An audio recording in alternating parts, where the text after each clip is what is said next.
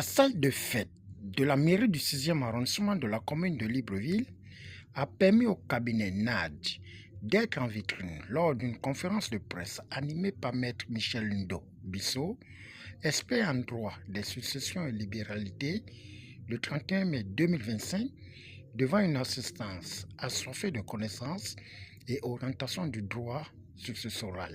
Généralement, ce sont cette catégorie d'ayant droit que la loi, cet article-là, énumère. Mais il y a une autre catégorie d'ayant droit.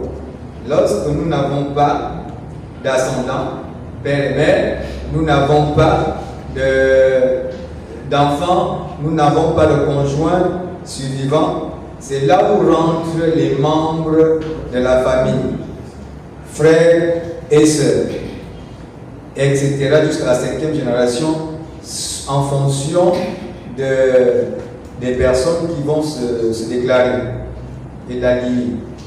Sauf que cette catégorie-là ne rentre pas automatiquement. Elle attend que les premiers cités n'existent pas pour que l'on les prenne.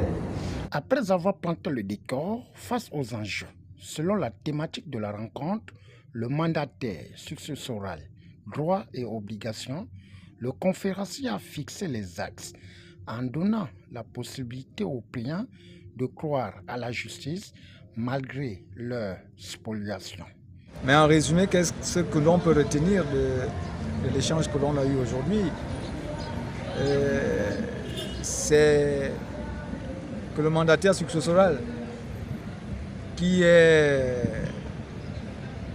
une personne physique ou morale selon, soit désignable par le conseil successoral en famille ou bien par l'autorité judiciaire, a entre autres missions définies par la loi de préserver et de garantir les droits et les intérêts des personnes.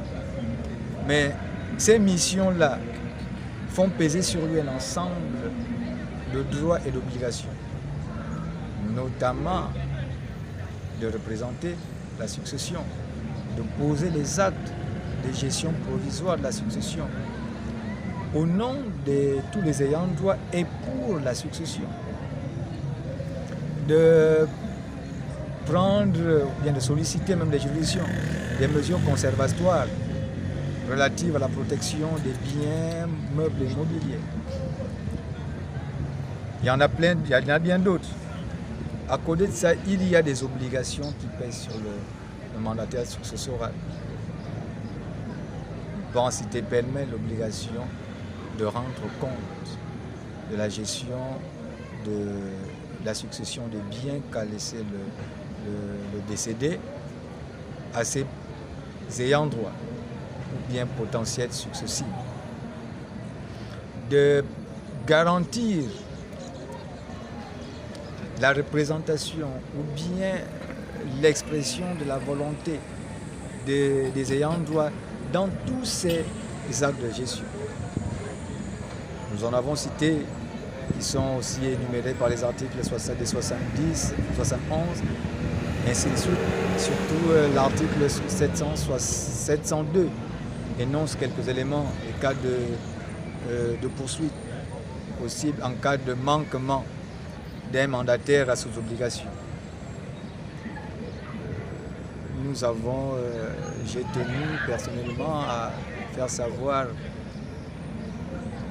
aux invités à l'assistance que le mandataire successoral, le mandat dont il dispose, ne devrait pas continuer à être exécuté tel qu'on le voit. Là où on voit les mandataires s'approprier à titre personnel de certains biens de la succession, de déshériter les ayants droit. On aurait même pu aller un peu plus loin, mais dans le cadre des veuves, et des veuves surtout, la veuve, à quel moment est-ce qu'elle peut se prévaloir du bénéfice de telle ou telle action? Tout ça là sont les règles de procédure. Mais ce qu'il faut retenir, c'est que le mandataire aussi bien il a le pouvoir de gérer, de représenter. Il paye sur lui, malheureusement l'épée de Damoclès, des poursuites judiciaires qu'il soit en responsabilité physique au remboursement de tout ce qu'il aurait gaspillé dans ses faux de gestion, ou bien même pénal en cas de spoliation. Objectif de sensibilisation des populations sur des questions de succession, conformément aux nouvelles politiques du cabinet Nage. Faire le marketing du service qu'il propose à la population et éventuellement aller dans une nouvelle approche de conseil.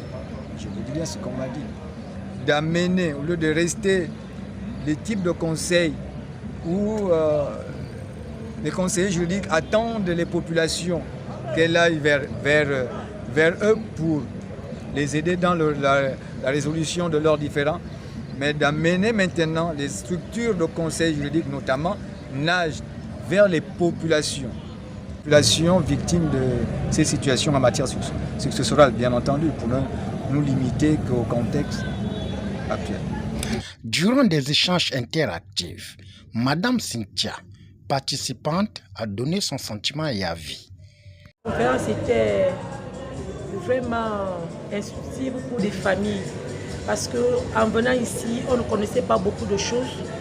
Aujourd'hui, le spécialiste du droit nous a édifié, il nous a montré et nous expliqué comment nous devions nous prendre dans certaines situations familiales, surtout sur la succession, par exemple du décès du père de la famille et aux descendants. Il nous a expliqué comment le successeur doit se comporter et au niveau de la famille et qu'est-ce que la famille doit faire au cours de cette succession. Voilà pourquoi on sort de là étant bien édifié.